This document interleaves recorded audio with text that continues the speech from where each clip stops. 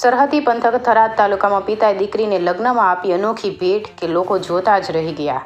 સરહદી પંથકમાં સૌ પ્રથમ એક પિતા દીકરીની વિદાય વખતે ગાયો આપીને દીકરીને ગાય દોરે ત્યાં જાય ઉદાહરણ પૂરું પાડ્યું।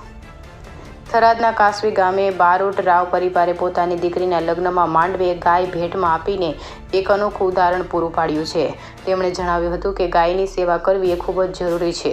લોકો ગાય વિશે જાણે અને ગાયનું મહત્ત્વ સમજે તે ખૂબ જરૂરી છે। ગાય આપણને ખૂબ જ ઉપયોગી સાબિત થઈ છે। ગાયનું દૂધ અને ગાયનું ગૌમૂત્ર પણ જીવનમાં અને શરીરના અનેક રોગો માટે ઉપયોગી થાય છે। ભારતમાં પ્રાચીન કાળથી ગાયનું દાન હતું ખૂબ જ રહ્યું છે।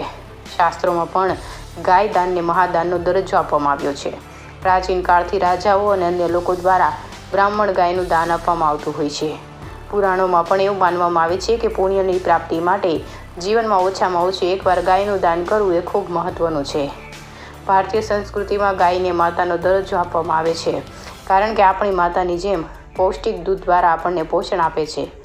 ત્યારે કાસવી ગામે એક પિતાએ પોતાની દીકરીના લગ્નમાં ગાયનું દાન કરી એક અનોખું ઉદાહરણ પૂરું પાડ્યું છે। અહેવાલ થાનાજી રાજપૂત, બનાસકાંઠા।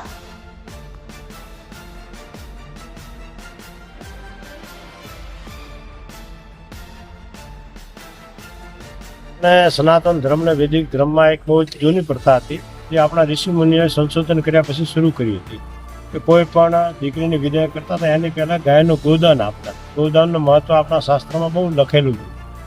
વચ્ચે એક એવો સમય આવ્યો જ્યારે આપણી સંસ્કૃતિ આપણાથી દૂર થઈને આપણે ધીમે ધીમે એ બધાની વસ્તુઓને ભૂલતા ગયા, એની કિંમત આપણી ઓછી થઈ ગઈ।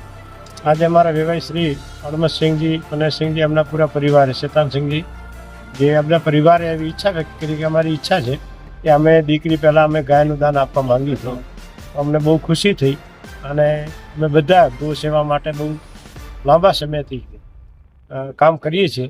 તો આજે એક આ નવી ગૌમાતાની સેવાનો પ્રકાર શરૂ થયો છે। ગૌનું મહત્વ સ્થાપન કરવાનો એક નવું કાર્ય શરૂ થયું છે। અમને બહુ ખુશી છે અને હું એમના આ નિર્ણયને આવકારો છે ને મને બહુ આનંદ વ્યક્ત થાય છે કે આપણા જૂના સંસ્કારોને આપણે પાછા ઉપસ્થિત કર્યું છે। જેમ રામ મંદિર બન્યું છે આમ આપણા સંસ્કારો પણ બધે પાછા સંસ્કાર બની રહ્યા છે, જાગૃત થઈ રહ્યા છે। હું એમને બહુ અભિનંદન કરું છું આવા સારા કાર્ય માટે। ગૌ માતા કી જય।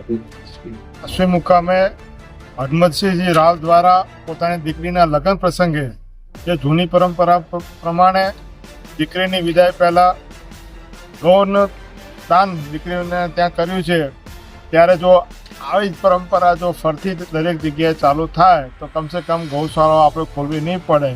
અને જે દીકરીને ત્યાં આપણે ગૌનું દાન કર્યું છે હંમેશા પોતાના પિયરની એક યાદ તરીકે હંમેશા જતન કરશે અને ગૌ માતાનું પણ જતન થશે। એટલે હું બંને પરિવારને ખૂબ ખૂબ અભિનંદન પાઠવું છું। હડમતસિંહજી રાવ અને એમના વેવાઈ પક્ષમાં શ્રવણસિંહજીને બંનેને જે અનોખી પરંપરાઓ જે જૂની આપણા જે પુરાણોમાં હતી આજે ફરતી કાસવી મુકામે શરૂ કરી છે। બંને પરિવારને ખૂબ ખૂબ અભિનંદન પાઠવું છું। આ લગ્ન પ્રસંગે પણ હાર્દિક શુભકામના પાઠવું। બસ મને એક વિચાર આવ્યો 6 મહિના પહેલાં, ત્યારે બી અમારે લગ્નની વાત થઈ ત્યારે વિચાર આવ્યો કે આપણે કંઈ નવું જ કરવું છે। નવામાં એટલે કે ગૌ માતાનો છે। ગૌ માતા આપણે દીકરી સાથે એમનું દાન આપ્યું એટલે મને ભાવ જાગ્યો અને એ ભગવાનને બાલ રૂપાલે પૂરી કરી। કેટલી ગાયનું 5